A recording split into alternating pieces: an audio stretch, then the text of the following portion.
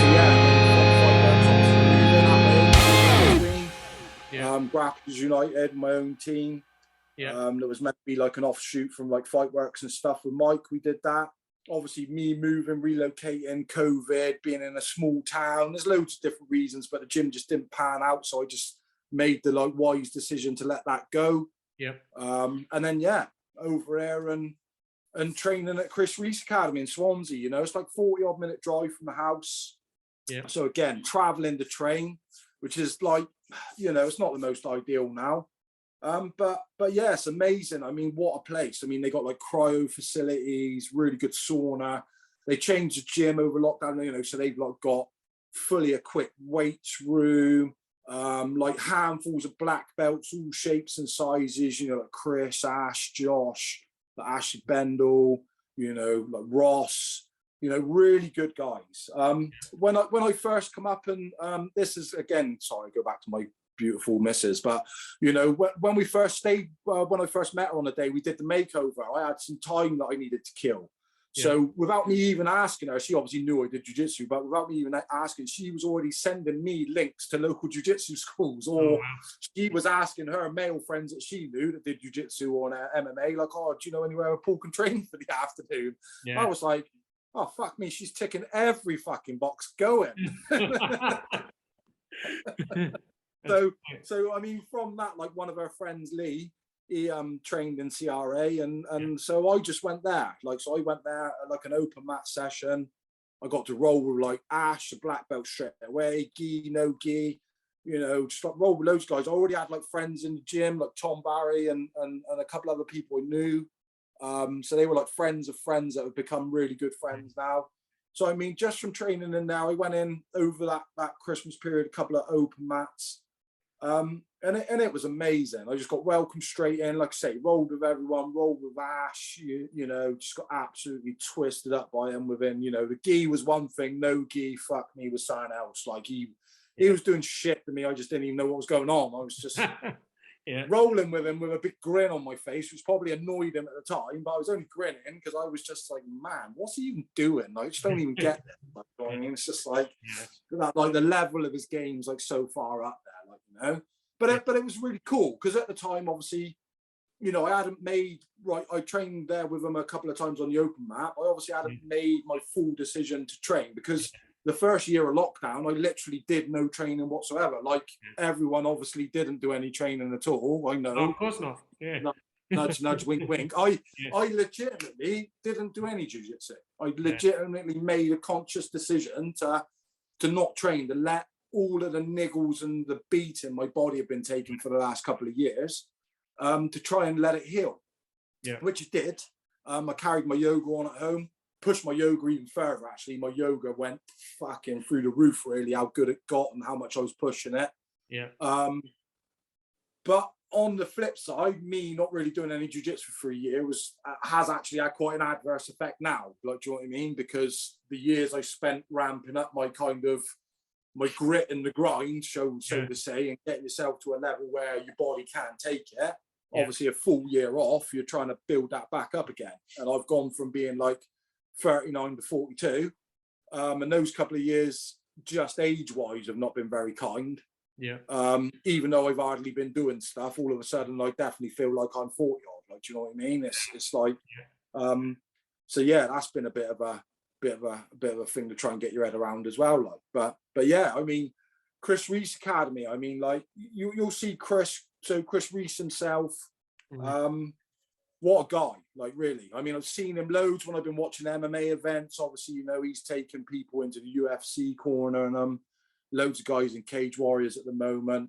You know, he's obviously got people like Ash underneath him. At the moment, we just seen a load of guys on Cage Warriors this weekend. Rory Evans just smash it.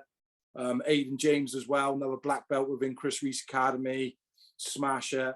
Watch both of those fights and you'll get some understanding of how tough these guys really are over it. That was this weekend? I mean? Hey? That was Cage Warriors this weekend? Yes, yeah, like the Cage Warriors trilogy. Right. Actually, there was meant to be another guy fighting another Welsh guy like John Fraser Martin, who's actually like, or John Martin Fraser. I'm terrible with getting his second names the wrong way around. But anyway, John, we call him. Yeah. But anyway, because that's his name. But anyway, so John was meant to fight on it as well. And obviously John's been over in Oz tearing stuff up since me and him had our MMA fight. Yeah. He's obviously been over in Oz absolutely smashing it. You know, he's like the eternal FC middleweight champion. He's fucking sparked some people cold. I'm just glad he didn't punch me in the face like that. That's all I can say. That's all I can say. But yeah, I mean, that in itself is amazing, isn't it? You know, you can have an MMA fight with some guy, and a couple of years later, somehow you're actually living in his country, like, do you know what I mean, in his land, and next minute you're in the gym training together. Yeah. Amazing. Yeah, amazing. Like, you know, we've become quite good training partners, quite close, like, you know. And that's one thing I will say about the Chris Reese Academy. The honest truth is, it's probably the highest level of technical ability and the highest level of toughness I've ever experienced in a gym. Yeah. With absolutely fucking zero the bullshit. Yeah. And that in jiu-jitsu is massive, to be able to say that. And I feel like my 8, nearly 9 years in jiu-jitsu and being like quite a weathered purple belt allows me to make that decision. Like, you hear loads of white belts and barely new blue belts like, oh yeah, it's the greatest gym. And I was like, fuck you, you haven't been around the block enough to really know. Like, do you know what I mean? I like to say nearly like, you know, 8 or 9 years in this now, and trained under some very different approach in black belts and some very different approach in coaches that Ash and Chris really like. Not just Ash and Chris, but like they're at the top of the pyramid, and they, you know, or should I say like Ash, Chris and Josh, really, the 3 coaches in the pros. I mean, they really do lead from the front. Yeah. You know, they're not these coaches that are trying to push talented students out and then take all the glory for it. Do you know what I mean? They're not the coaches trying to champion like 1 or 2 guys in the gym and ignoring everyone else's like stuff. Yeah. And trying to just like take the glory from 1 or 2 guys. They are genuinely guys leading from the front. They just both competed in the British Open, taking golds. Yeah. And then the following week, they went to the ADCC trials for it would be like Europe. Yeah. Is it? Yeah. Asia and Africa, something like that. But anyway, ADCC trials is like, well, we all know within grappling that it's when you win the trials, the next level is the pinnacle of grappling. Like, do you know what I mean? So you're talking about guys that really genuinely are at the top of their game. Yeah. So you're talking about guys that like, they don't just like talk the talk, they're walking the walk all the time, constantly. So it's been an amazing thing to be a part of that gym, and it's an amazing life, like, you know. The only thing that sucked about it, honestly, is where I've been at mentally, where I've been at with my jiu-jitsu. Yeah. Because going back to the conversation we had earlier about how much I immersed myself in my jiu-jitsu, like, I'm not that person anymore. Like, I live a very happy life. Yeah. Yeah. So the honest truth is, to find the grind to want to go and like punish myself day in, day out, like doing jiu-jitsu, just it's kind of not really there anymore for me. Like, do you know what I mean? Maybe you don't have to do it day in, day out. No. I've come to the realization really that I am now really going to be one of them 40-year-old dudes that pops into jiu-jitsu once, maybe twice a week, just to have a really good fucking time. Yeah, that's me.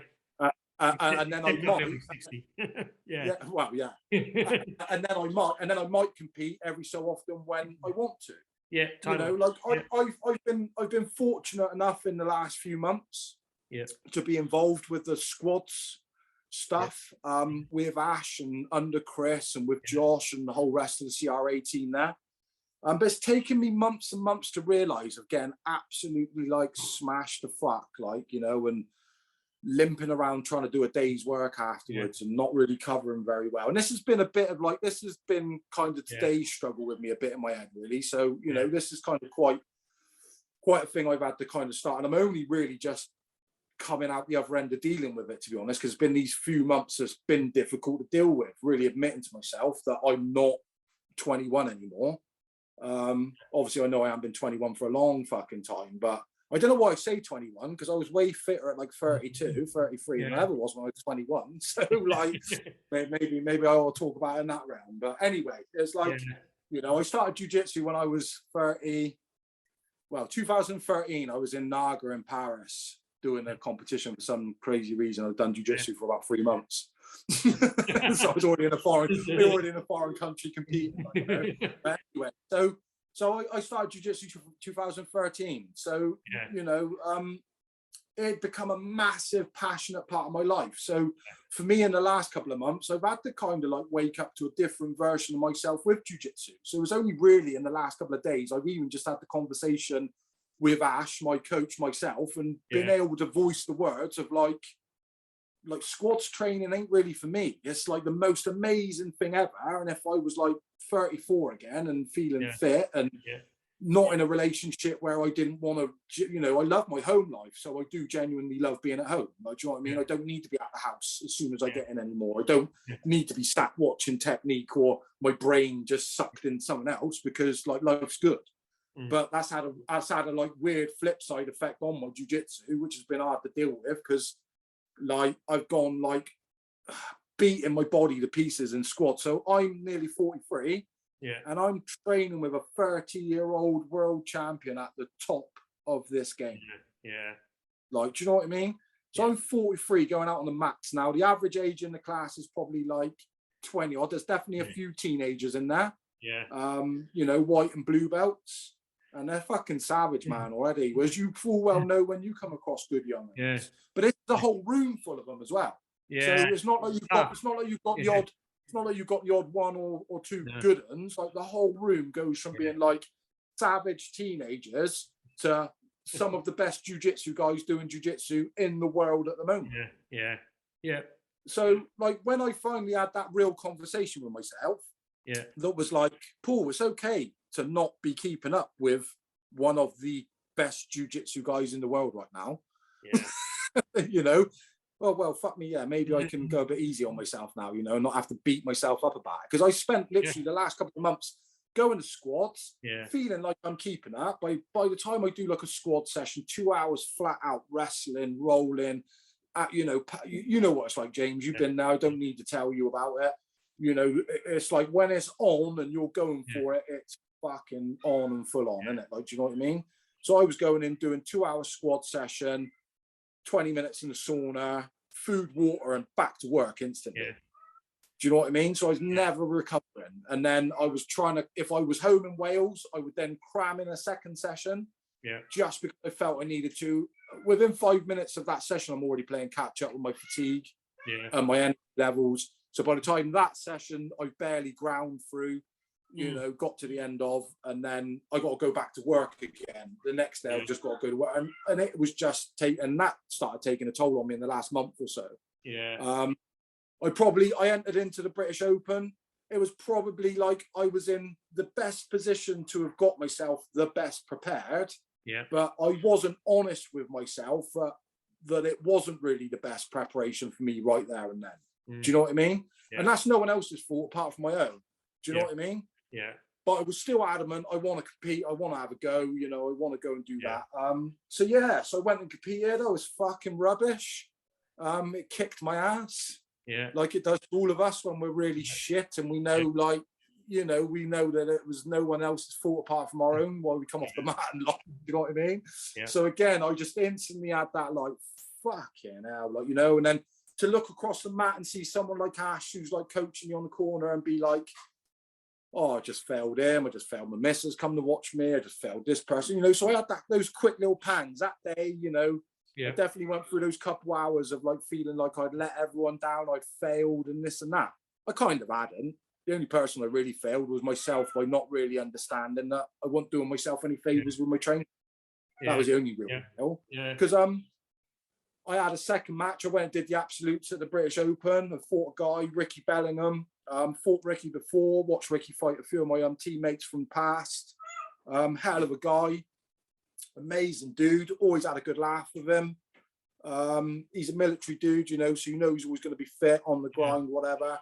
So I was pumped. I was like, oh, I'm going to, you know, I was even telling, like, because D come to, like, the British Open with me, you know, massive support, absolutely amazing. And I was like, oh, Ricky's going to be in the absolute, you know. It was only really, like, me and Ricky's name that I was worried about. And then the next minute, it was like, oh, you're actually against Ricky in the first round of the bracket. So that was it then. And I was a whole different person all of a sudden. And like, and it showed, like, I actually started doing my jiu-jitsu and I had fucking hell of a rumble with Ricky, you know. He scored a sweep on me. I scored a sweep on him. He scored another 2 sweeps on me because I'd actually got him wrapped up in a couple of submissions. I was after it. I was gunning after it. Do you know what I mean? It's like, fuck, this is it, you know? And so, again, I walked out of that fight losing. But what a difference to losing. Do you know what I mean? When you're really going for it and you lose, it's a whole different world. So, you know, you only got to have a look at my 2 podium pictures. One from the first one where I'm just literally like, look like I'm about to cry. I think I did. But and the other one, I'm beaming, you know, I'm like laughing, smiling, just like, ooh, you know, just, and again, still lost, but just had an amazing fight. So, So, well, it's good that you've had that conversation with your coach, that you've told your coach that. I like, it's really strange, like, you know, like me and Ash, we're probably like worlds apart, but we've had some really like open, quite direct conversations with each other, you know. I was struggling. I was conscious during like lockdown that I hadn't been doing any proper jiu-jitsu. I've been doing no training. Friends of mine were still cramming in little bits here and there on the sneaky. So of course it was starting to show, and I was a bit like, fucking hell, like. So I ended up just getting together with Ashton, a few bits of bobs, really, a few one-to-ones. We kind of looked at my mental approach to it. Kind of looked at, like, you know, lots of like holes in my game and bits and bobs. So yeah, I mean, so to be under coaches that all lead from the front, do you know what I mean? And that's like all of them. You know, you got all of the black belts, literally, like. So basically you just had, like I say, Aidan James, black belt, back into it. He come off 2 obviously like defeats that obviously, like, you know, obviously must have affected him in a way, because he hasn't fought since then, but he's back on Cage Warriors, absolutely blasting it. Amazing to see. Like I say, guys like with Rory. But the other coaches, you know, Chris hadn't competed for ages, straight in British Open, competed gold. Ash, straight in at the British Open, competed gold. You know, Josh went in, like Ash's twin brother, competed a black belt against guy, Ellis Younger, I think it was, who basically has just been part of the Polaris squads team. You know, so Josh knew that's what he was going into. He went in. I think if I remember rightly from the match, like, I know Josh has been wearing like a wrist like brace for ages and training at times, and I don't know what happened within the match, but I'm guessing like he got slammed down and like hurt himself somehow, and that was the end of the match with like Ellis Younger. But for those guys, you know, Ashley Bendel as well, British Open, taking golds against tough people. She went to ADCC trials with Ash, silver medalist, I'm pretty sure, at the trials. So yeah, you know, these guys are not only coaching you, but they're also backing it up. Like, do you know what I mean?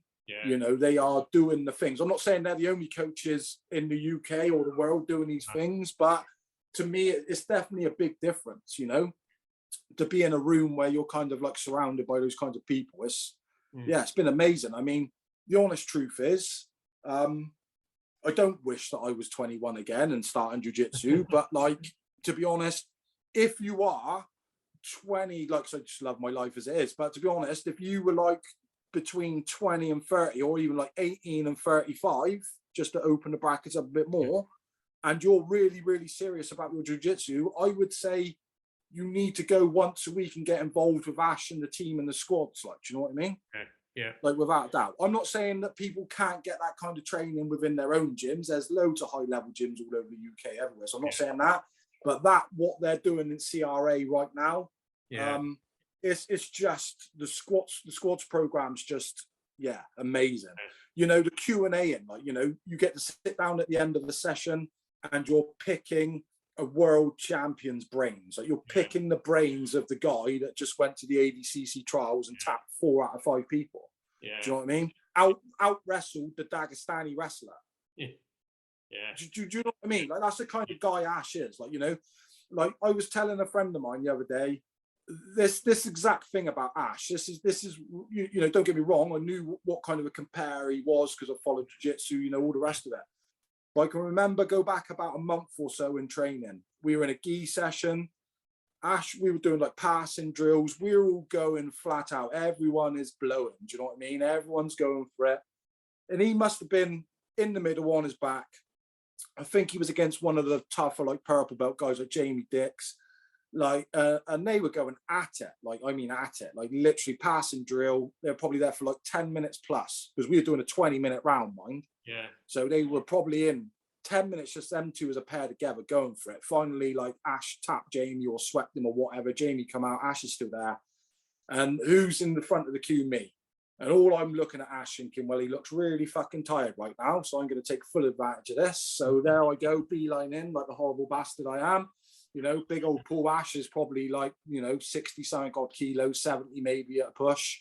And there's me like 90 odd, fucking the grip from hell. And I'm just like, let's fucking go then, because I can see how tired you are. And I like go in, and I tell you what, I grabbed his collar, and all I felt was him just go like that. And his kind of head went like that. And then he just opened his eyes and he just looked at me literally like he had just woke up, like he'd just come fresh. And he just went bing like that. And all of a sudden it was like, fuck. And like the battle began, like, do you know what I mean? And it was just like, you know, I'm just trying to hang on with all my strength. He's just, you know, and yeah, he kicked my ass, is the honest truth. And I just walked away from that little moment in time. Yeah. And I went, fuck me, there's not that many fucking people that, like, you know, you really come across with that mental grind, that ability to like just switch off and go again, like, do you know what I mean? And that's just something else. That's just mind blowing. That's inspiring. Do you know what I mean? It really is inspiring. Like, that's strength. So that's mental strength. Yeah. You know, sometimes I think Ash's own mental strength might be a bit of an adverse thing for his own body, mind. He ain't in the greatest of shape. He's a bit battered, but to be honest, like, his skill set and his mental ability is just fucking, you know. So like, people like jiu-jitsu people, especially fighters, wrestlers, whatever, do yourself a favor and experience training with him. Like, you know, there's a reason why like Ash started putting on these like ADCC style camps. They're a bit like, you know, they don't like fat people out of mind, because they're always like under 80 kilos. So I don't know what the fuck that's always about, because like it's always small people. But anyways, he's run these ADCC camps, and he's had like over 100 odd bodies on the mats. Oh wow. Like, from all different gyms all over everywhere. Like, you know. And again, because I am rather hench, I haven't been allowed to go to one yet.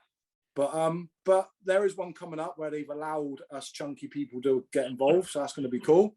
But even with the women's jiu-jitsu, you know, we know that the women's jiu-jitsu has been a thing where it's been quite difficult for women to build up the numbers. But the last couple of camps he's done, you know, he's had like Theon Davies there doing, you know, like the women's only like classes, women's only sparring. I think the last camp they had something like 50 plus females there. You know, so that's amazing. So like I say, he's doing this one this time. So I think this one's going to be split between like under 80 kilos, over 80 kilos. It's going to be like women's only training and all the rest of it. Like, so this one will be coming up soon. If you're not already involved, tickets are nearly already sold out anyway. But yeah, I would say to anyone, like, you know, it's like Ash is the kind of guy where he can give you some like mental perspective on your jiu-jitsu. Like, he's really blunt as well, so he can fucking hurt some people's feelings, mind. Like, you know what I mean? But you cannot be like a really, really good coach and push people in the right direction if you're really not that blunt. I personally don't believe. Like, do you know what I mean? You know, there's a certain level where all of a sudden, like, you have to be spoken to in a particular way to genuinely understand what it is you need to be doing to get that advantage that takes you above and beyond the other person. Like, you know. So going back to just being able to have that conversation with my coach, I feel like I can have that conversation with my coach. That's you know, so good. You know, because I told him exactly how I felt. I felt shit about my jiu-jitsu. I was so honest in the bit of the conversation. You know, I genuinely, it has been beating me up, like, again, mentally. It's kind of made me feel a bit crappy about myself, like, you know, which, to be honest, it shouldn't be, should it? It should be about fun. Which, you know, I'm hoping I'll get myself back to that point with it. I will, you know, I'll always be passionate about jiu-jitsu, you know, always, forever, you know. Can you enjoy doing jiu-jitsu without being competitive? I think now I can. Before lockdown, definitely no. You know, but now I genuinely believe I would be happier being the 40-odd-year-old bloke that drops in on the classes and just has a good time rolling at the end and does a bit of drilling and really enjoys it. Wakes up the next day not quite feeling like he's been hit by a bus and can actually go and, like, do a day's work. Like, do you know what I mean? That's, you know, about feeling like I'm about to fall apart. So I think I've become that. You know, I think like that's where I'm going to find my happy jiu-jitsu now. Do you know what I mean? You know, like I've been lucky enough, like I've had some electrical work doing at the gym. So I've been lucky enough, I've been able to, like, work at the gym as well as, like, train and stuff. So I, like, the other week when I was coming to this realization of, like, the squads is killing me. After the British Open, after really, like, jiu-jitsu had kind of, like, just kicked my teeth in a little bit and showed me, like, where I kind of wasn't at anymore. Which was a bit of a pill to swallow, but I think I'm over that now and I can accept it. You know, it's like we all get old. It's all something we all have to, like, you know, you probably tell me this even more so, like, do you know what I mean? Being a bit older than myself. But, you know, I done a couple of, like, classes the other day, just literally, like, beginners, no gi at lunchtime with one of the black belts, Ross. And that's so much fun. Like, I've not really done any proper drilling or any classes since I've gone back to jiu-jitsu properly, because I've been in the squats. So we just do, what's your favorite pass, work it. What's your favorite wrestling entry, work it. What's your favorite throw, work it. Takedowns, work, passing, work. Do you see what I mean? So when we do squads, we're at a level we know what works for us and we just grind it out then. So you're not really doing a massive amount of learning.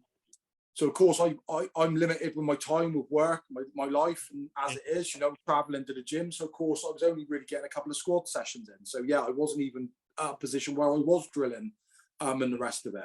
So to do these couple of basic classes in the no-gi was amazing, because I had so much fun drilling. You know, Ross, the black belt, come to me afterwards and said, "Oh, I'm sorry, you know, it's probably a bit basic for you." And I was like, "Mate, it's amazing. I loved it. Absolutely loved it." You can never do too many basics. No, that's it. So it's super fun. So I went to another one of these no-gi classes, and I hung around at the end this time and did a little bit of rolling with a little crew there, a couple of decent blue belts and stuff, and it was really good fun. You know, I had a really good couple of fun rolls. It boosted my confidence a little bit back up again in my jiu-jitsu, because I'd been in a room where I was just like, right, well, I'm a seasoned purple belt, you know, and I'm holding my own kind of with, you know, other brown belts and purple belts, but I'm getting my ass kicked by these couple of blue belts. You know, it starts when that's a little bit of a consistent thing. It started fucking messing with me a little bit, and it's nothing to do with your ego or you can't handle being tapped by someone. Like, I'm not, you know what I'm like. I'm not that person. I can handle losing, and I can handle being beaten up by anyone. I can handle tapping. Like, you know, I can remember being tapped by a white belt that I taught, and he genuinely tapped me, like Steve. And I wasn't even really being that, you know what it's like rolling with lower level people. You give him everything, all that. I wasn't even really giving him everything either. He just got that good at a particular thing that he just all of a sudden went slap, slap, slap. And I was in a position where I'm like, I ain't fucking tapping to you. But then I was in a position where it's like, well, there's a lesson to be learned here. I am tapping to you because I don't want to show you bad, you know, like a bad thing. Like you've got to be able to tap to anyone. So he was triangling the shit out of me, about to break my arm, and I just tapped. And of course, his face was just like, oh my God, you know. And then his instant reaction was, "You're going to fucking kill me now, aren't you?" And I was like, "Well, no." Like I was just laughing. Like, you know, the honest truth was, I was absolutely elated inside because I just taught this dude to do that, like in the last 6 months. So actually, I was beaming inside. I was obviously thinking, "You're fucking dead in a minute," but yeah, you know. So you and I could probably talk jiu-jitsu forever. Oh yeah, but a couple of other things probably move on to. Yeah. Actually, it ties in with jiu-jitsu. You're even more of a jiu-jitsu guy now because you surf. Oh yeah. Apparently, this is the thing. Yeah, this one. That's well, it. So D does that more now than I've ever done in my whole life. It's like I get the shaka symbol constantly. Bastard surfing.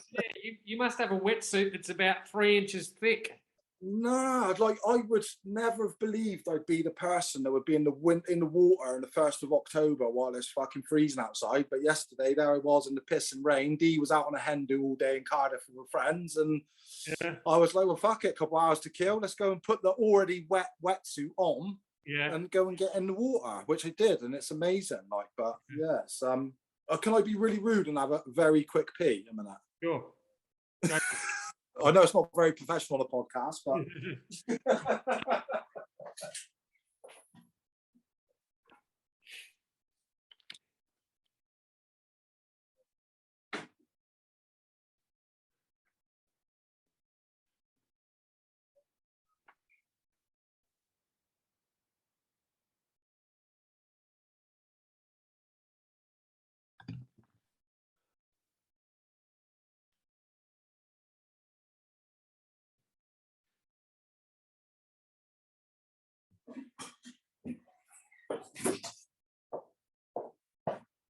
sorry, that's because I had 2 coffees instead of 1. Right, where were we? We were right about here, weren't we? Yeah, this one. I just did right. So the surfing thing. So I've been surfing for a couple of months now. Probably like been out. So probably still only been out probably about 20 times, I expect. Yeah. It's always something I've been interested in. Seas like scared the shit out of me, like literally my whole life. I nearly drowned going back quite a few years, being a dickhead. Yeah. So of course from that it's like scared me more. But where I live in Bridgend, I'm literally like 10, you know, I'm probably like 25 minutes walk across the sand dunes and a couple of fields away from beaches. So not just at beach, from beaches, you know. I'm like we're like 15 minute drive away from Porthcawl, where there's a couple of good surfing beaches. If you don't know Porthcawl in Wales, it's like just reminds me of, like, you know, the bit in like Lost Boys where they're like at the fun fair, you know, like that kind of like, you know, fun fair, scragged out kind of like fairground ridey kind of place. Like Porthcawl's like that. Yeah. Okay. We just missed the world famous Elvis event apparently. Yeah, people travel from all over the world to do this Elvis show. But maybe next year, break myself in gently. But anyway, so surrounded by beaches. So all of a sudden, the kind of interest I'd had in surfing years ago, and I just couldn't feasibly ever make it work where I lived in Yeovil. You know, I wasn't about to take on another hobby where I had to spend like loads of time and money traveling. Do you know what I mean? Just to do it. So here it was like bang on the doorstep. So we spend a lot of times like going for walks, going to beaches and stuff and that. Dee, like, you know, a lot of the time when we were first seeing each other, when I would come up on visits, she'd take me to different beaches and we'd go for like lush walks, really see. So it was something all of a sudden, again, like it started just pinging off in my interest a little bit. Like, do you know what I mean? It's like, well, it's right there. It's like on the doorstep. It is literally like footsteps away. You know, and it started making me like, you know, well, yeah, I'd be quite interested, give it a go, blah, blah, blah, whatever. So I, again, started like watching a couple of videos, whatever. A local guy, Dowell, that I met, like a builder, turned out he was a surf coach. He used to actually run like Southern Down Surf School. So Southern Down's another like little break, like another little bit of the beach along from like the Offmore and all that. So so another local beach. So he ran the local surf school a few years back. So I hooked up with him building. And then he was like, you know, telling me stories about surfing and that. And of course I was like, oh, I'd love to give that a go, you know. And he was like, well, you know, I'll get a suit, get bored, we'll go for it, take you out. So that was it then. I was harassing him. But then another friend like Josh, like obviously back in Taunton, back in, you know, that you probably met from Fight Works. He already surfed, you know, he had surfed in his time. He spent out in Portugal years and years ago and like paddle board and all the rest of it. So of course he's there saying to me, oh, do it, you got to do it, you know.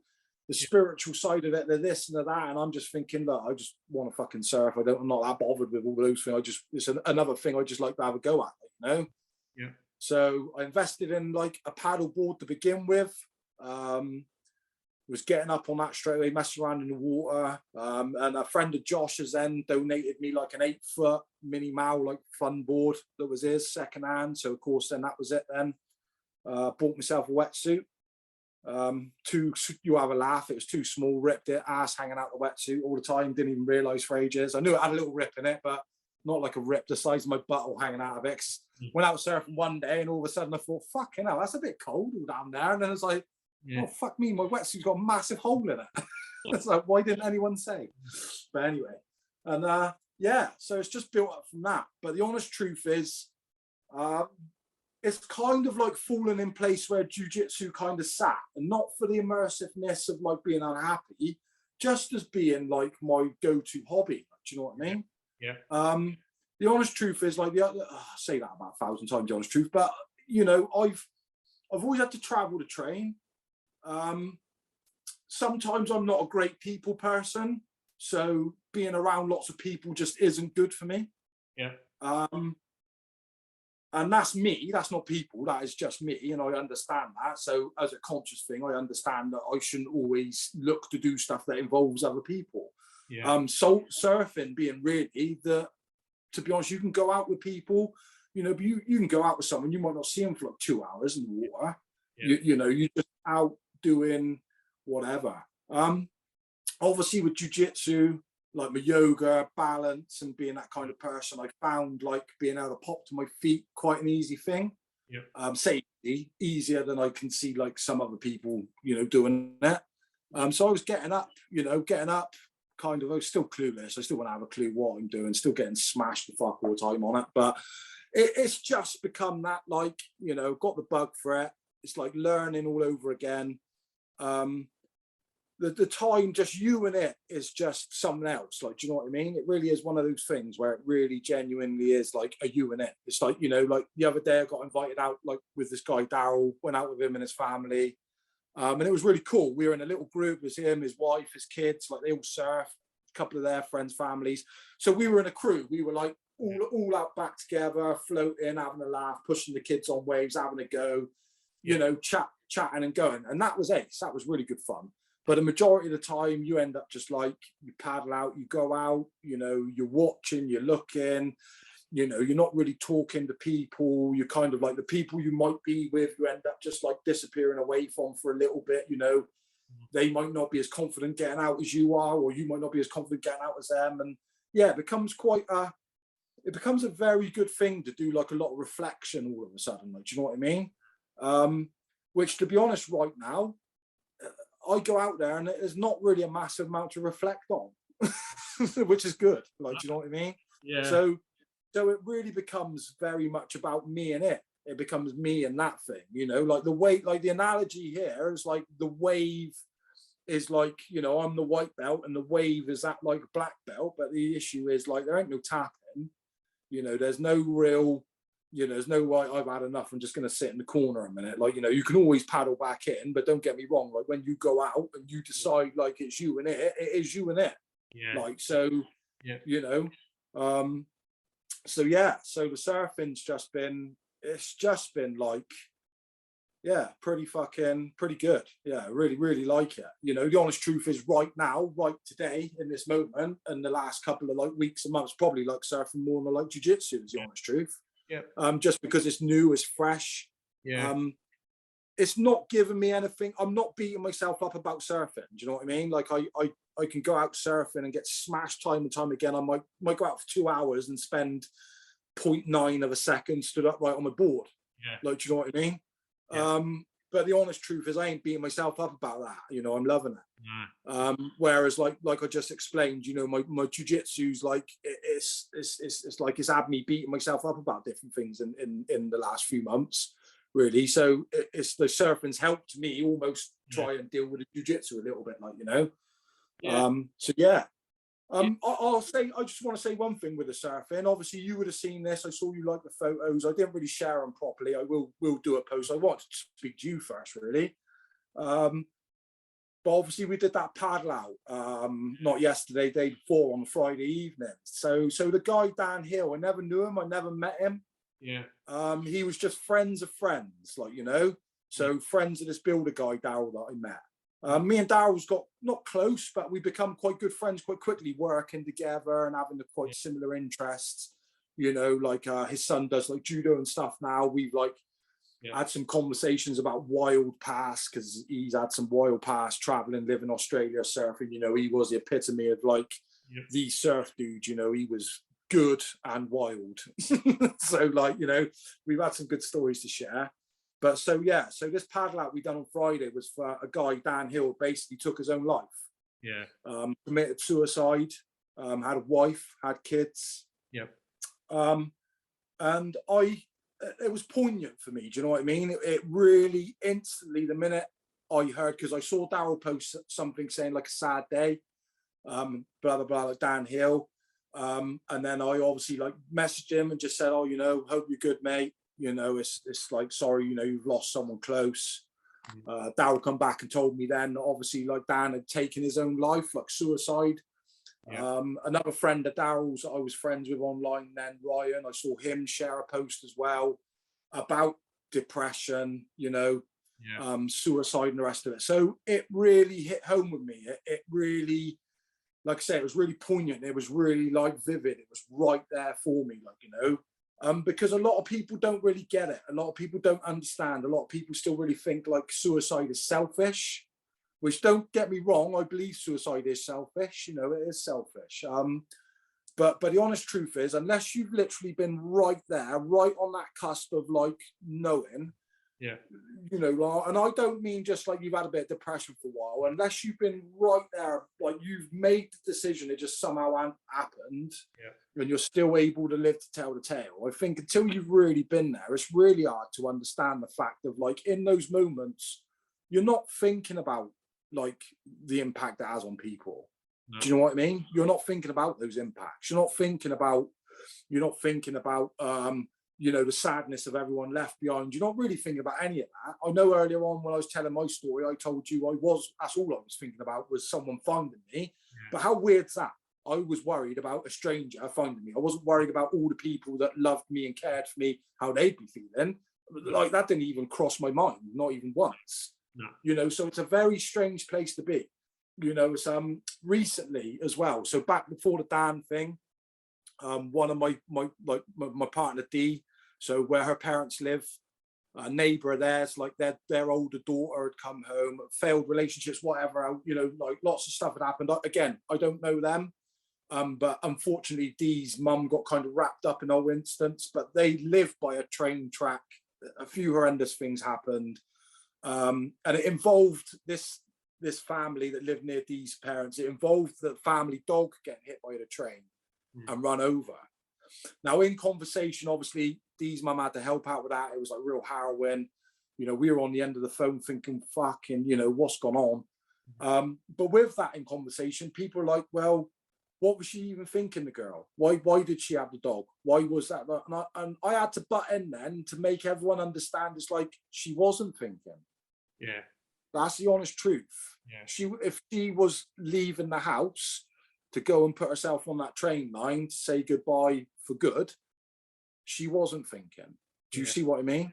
So she was in. So that was another thing that really hit home with the whole suicide thing. It was like really in my face. It really kind of like fell on my lap. It affected me, my girlfriend's mum especially massively, because she had to help with the dog. With this, you know, as friend, you know, whether you're friends with your neighbours or not, if you've lived next door to someone for a long time, you build some, you know, unless you actually hate each other, but you build some kind of rapport. There's something there, isn't there? There's a relationship of some degree. Yeah. So of course it was a very emotional time all of a sudden, you know. So that all happened. So sorry, I kind of gone a bit here and there, back again and whatever, but it's like, it's important, like, you know. So back to the surfing with this paddle out thing with Dan, you know, it was like to be involved in something, to see where someone had been exactly where I was, but it was probably only a matter of seconds, is the difference between I was paddling out in the water to remember that dude that had been stood exactly where I was stood. He obviously didn't know about the people the other side of that little journey that would still definitely be there for him. Do you know what I mean? He obviously clearly really felt that that was it. It was done. You know, he obviously felt so low that was the end, you know. And the other night when I paddled out with everyone, you know, there was a moment, it was, you know, me and Darryl had already been in the water for an hour. It got wild, Southern Downs all rocky. The waves got a lot bigger than everyone imagined straight away. We were already like, I tried paddling out with Darryl and got smashed to the point where I was like scared I come back in. Like, everyone turned up, you know, we all got changed, we all walked out, everyone said some words. And the idea was that we all paddled out back. We got in a circle and a guy called Steve, that was one of Dan's friends, said some words. Now, probably about 20 of us, roughly about that, 15, 20 of us kind of went out in the water. Probably only about 10 of those guys managed to get out back. There's about 5 or 6 of us just getting washed back in the beach constantly. But there was a moment where I finally managed to kind of get out back. I like got lucky. The waves had gone a bit, not flat, but there was a break in. And I knew I only got to go through 2 massive waves and I'm there. So, and in that moment, there was like, there was a certain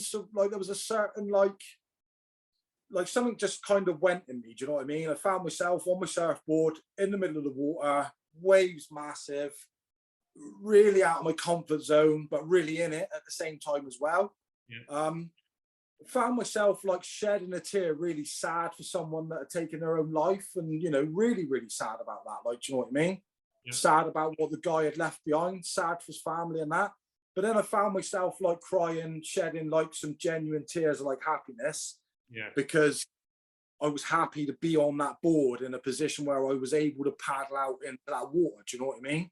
You know, I was still very much here. So I mean, like that guy Dan, you know, if he had had a Chris Lewis that had like messaged it or whatever right at that point, and it's no one's fault, no one should ever feel guilty about these things. But you know, if he had a Chris Lewis, you know, would we have never been doing the paddle out for Dan Hill? Do you see what I mean? So I mean, it brings me in a roundabout way, like as a bit of a conclusion. Like I see so many people like sharing memes about mental health and talking about mental health online, and it's amazing bringing it to the forefront. It makes it easier for people like myself to like sit and have these conversations openly. It makes it a bit easier, I think, from people that are even way more shut off than me, because to be honest, I am quite open about it. You know, I've learned to be. I've learned it does me good, but I know that there's still so many people out there that suffer, that genuinely can't even have 1/10 of this in-depth conversation, you know. So these are the people that are still really suffering. But yeah, I mean, like I always think and believe, like the people that are out there constantly just pressing like, you know, click share, click like. Like go that little step further. Go that little step further. If you genuinely got a friend or someone you know that you think they're struggling, message them today. Message them now. Like, do you know what I mean? Like, it don't have to be a phone call, but just send them a message like, how's it going? You doing cool? You good? Like, do you know what I mean? It ain't got to be any more than that. But the honest truth is like, I genuinely believe a lot of people jump on the mental health thing just to boost up their fucking Instagram ratings or their fucking likability on social media, because it's an easy thing to do. Oh, I care so much about mental health, but they couldn't give 2 fucks about it. It's the honest truth, because they do nothing actively to help their own or anyone else's mental health.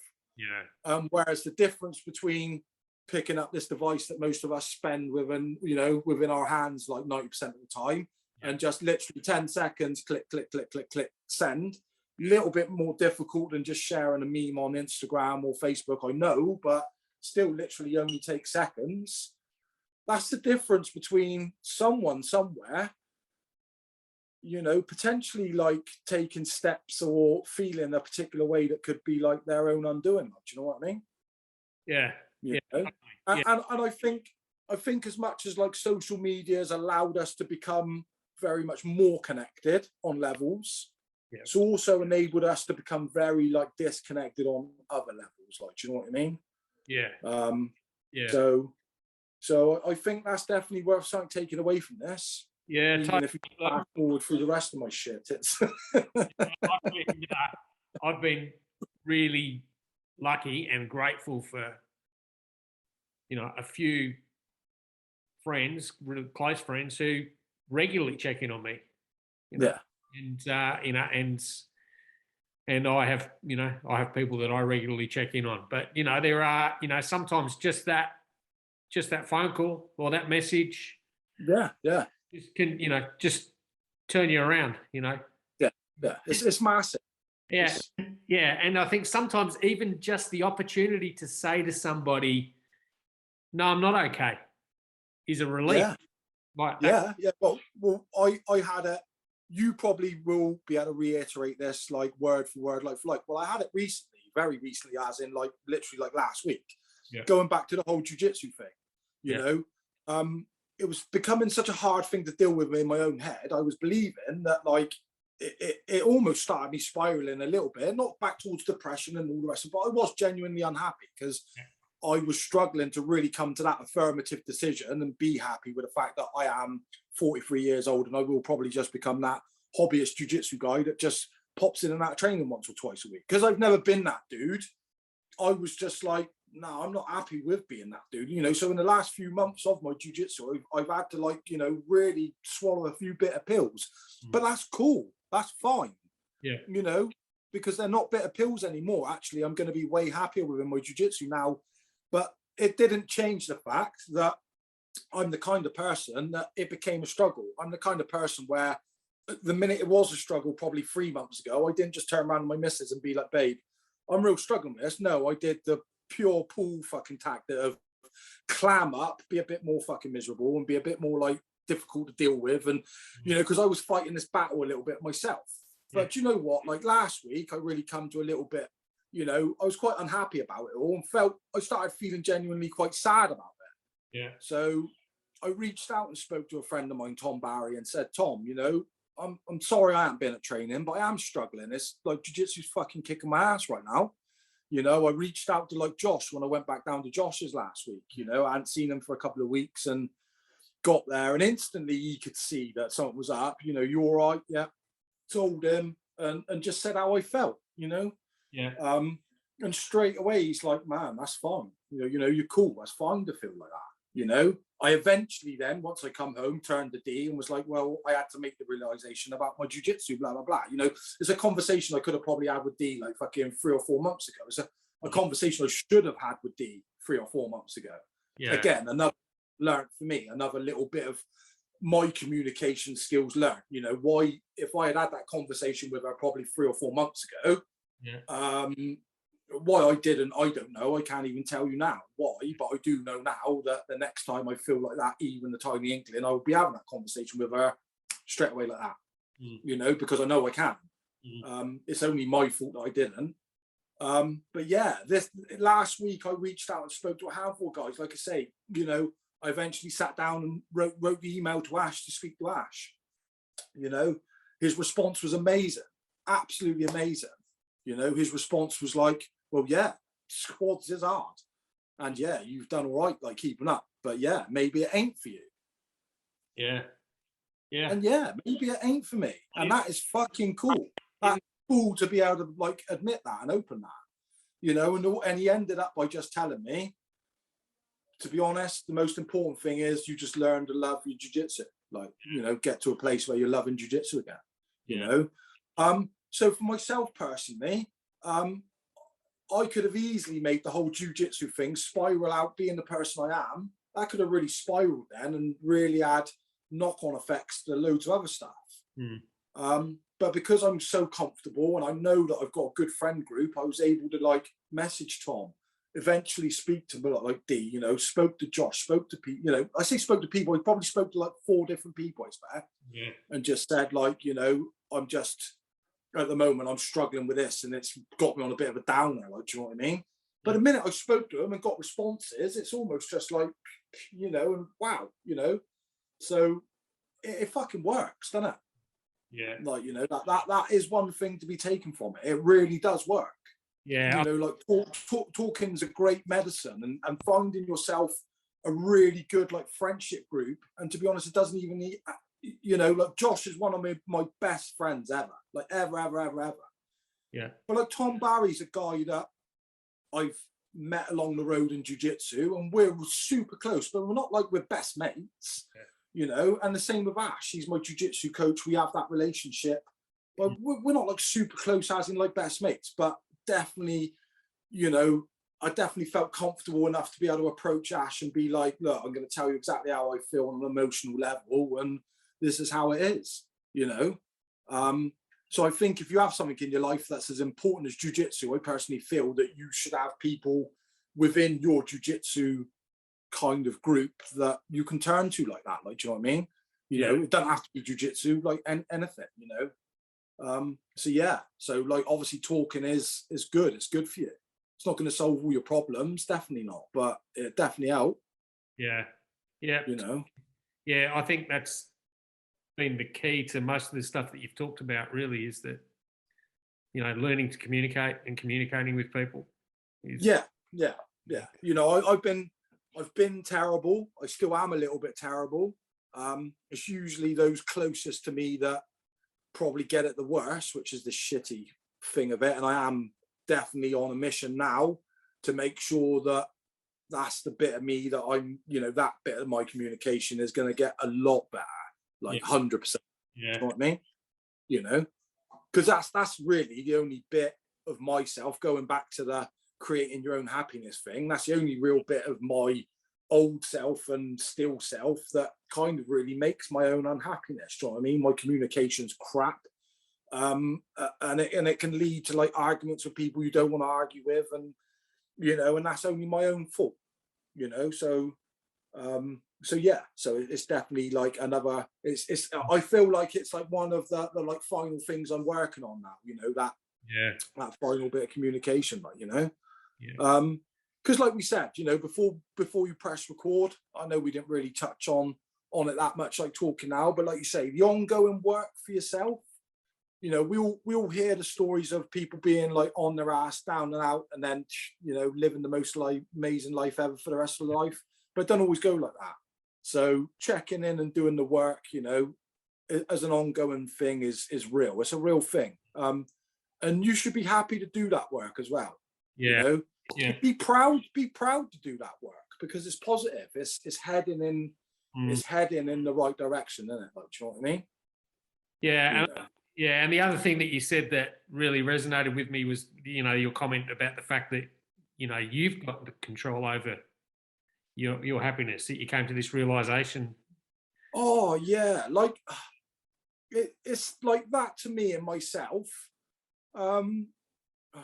Like, because I did genuinely sit there and I almost like had the most, like, this is where I suppose being a little bit schizophrenic helps, because you can be 2 people in one room on your own having a conversation. so but like I shouldn't really make those kinds of jokes, should I? But anyway, I'm allowed to because it's me.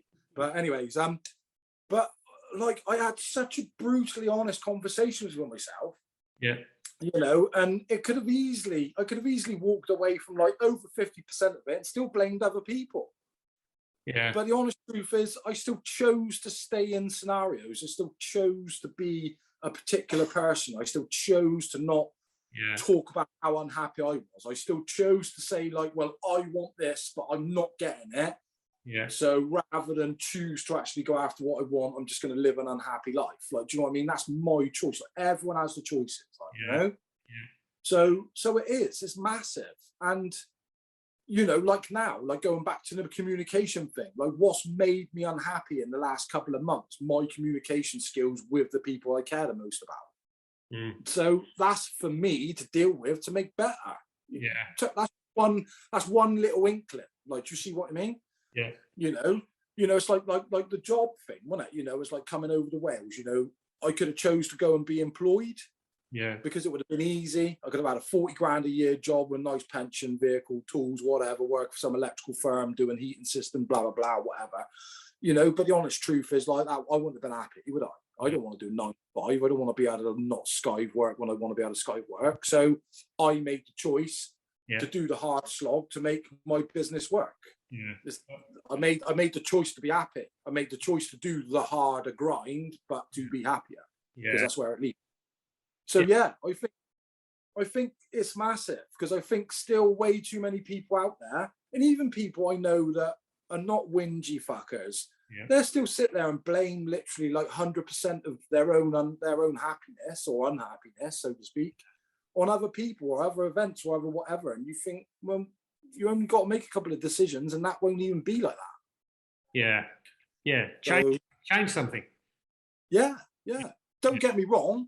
It's fucking easy to say it, ain't so easy to do it.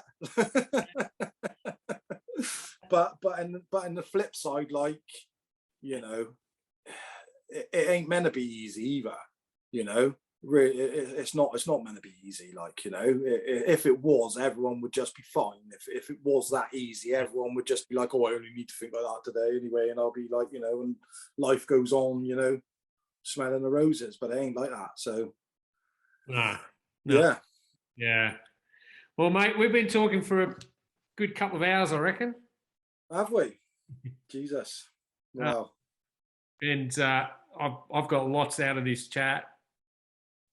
Yeah, it's been good to say. It's good. Like I'm definitely a big believer in, like, when you hear yourself kind of saying certain things and coming through with it. Sometimes, I just had this recently, and again, I don't want to keep going on with beer for another 4 hours, but it's like, I had it recently as well. I ended up opening up and having some really good heart-to-heart conversations, like with my girlfriend's parents, like about some stuff. Yeah. And just even within those conversations, it made me realize I hadn't been able to say a certain amount of stuff outwardly and openly until that day.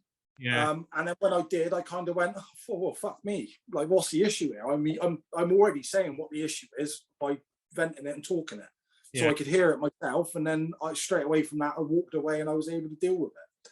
So yeah, I mean, just to have this conversation, mate, to have the opportunity to have this conversation, it's been amazing. I want to say one thing though, before we do go off air. Like, so let's flip this on its head a little bit. So the way I met James, he's going to say about he come over to Taunton and he trained with us, but this is how it all started. He put a post on our UK BJJ group asking if anywhere close to like Taunton area for classes. Both me and one of the other coaches, Matt Mail, both just said, yeah, come along, Taunton, Fight Works, friendly, you'll love it. So anyway, James turned up. It was a no-gi class. So we didn't know what belt James was. We didn't know whether he's white belt, black belt, whatever. Come in, he was like unassuming, didn't say where he had trained before. Little did we know he'd been obviously a black belt under John B. Will, one of the biggest names in jiu-jitsu. Like, do you know what I mean? So James never said any of this.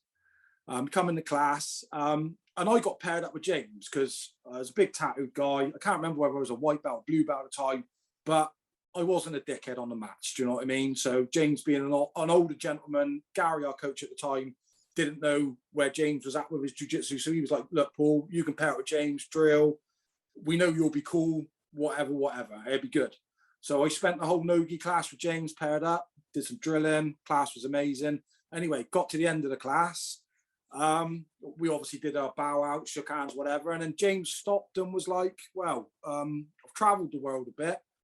I just want to tell you guys that the class has been amazing. The teaching was second to none, which, Gary Davis is a really, really good jiu-jitsu teacher. And like James hadn't told us, but he stood there and told us then, like, yeah, well, I'm a black belt under John B. Will, and I've traveled the world, and this gym's definitely like one of the best welcoming attitudes. We all stood there, jaws dropping. Fuck me, this dude's a black. I knew he was good when I rolled with him because he just literally stopped me. You stopped me from doing anything. You were just like, nah, you ain't doing that, and you ain't doing that, and you were hardly even moving. And I was just like, this dude ain't letting something on. Like, there's something, like, you know, he definitely knows a thing or two about jiu-jitsu. Yeah. So it kind of really like, you know, that's one thing, James, that really like rang true, you know, for me, like, was the fact that you come in a room like that, and you could have easily been like, oh, well, I'm James, I'm a John B. Will black belt, I'm a this, I'm a that. You know, I've met so many, it's gross to say, but I've met a hell of a lot of jiu-jitsu black belts that have been that person. Do you know what I mean? They want to tell you all about who they are, you know, and you definitely won. And it was amazing, you know, it was amazing to have a guy like that, and then, you know, get the feedback from you. And then, yeah, just to be here where we are now, you know, you doing your things, you know.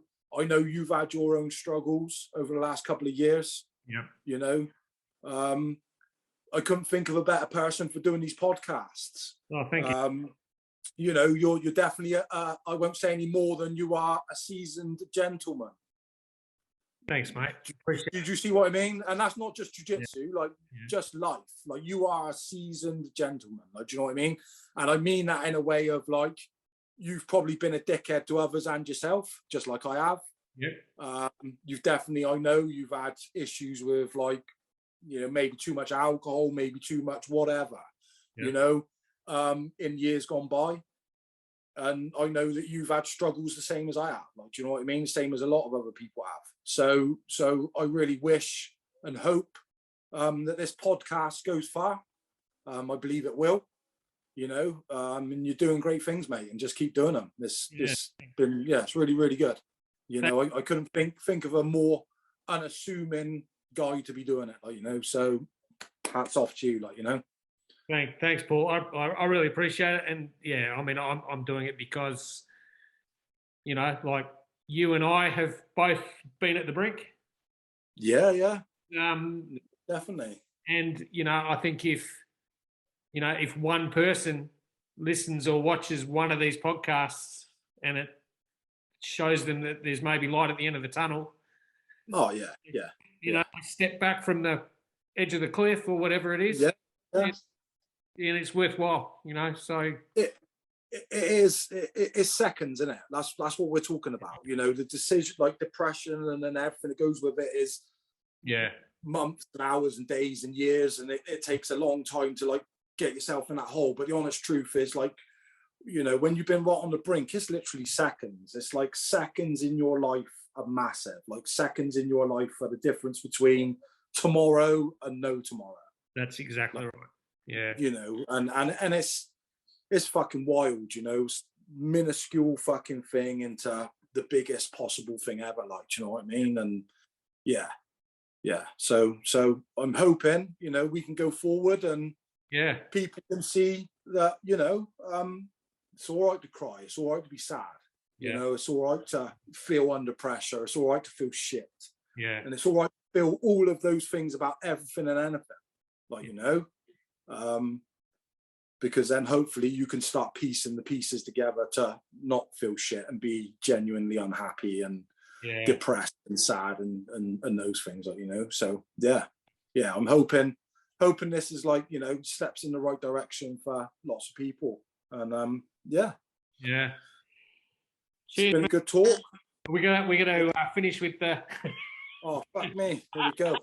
I always used to take the piss, right, in the jiu-jitsu photos, because everyone would be doing that in the jiu-jitsu photos. And obviously I'd be the one going, 0898 gay chat, someone call me. Call me. But anyway, no, we can finish on the shack.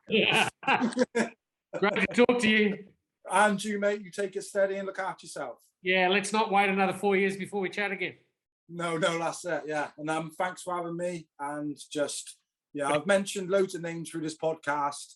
Probably haven't mentioned loads of other people, but to be honest, in my life, you all know who you are. So yeah, thank you, everyone. Cheers, Paul. See you, brother. Thank you. Cheers, mate. Cheers. Bye.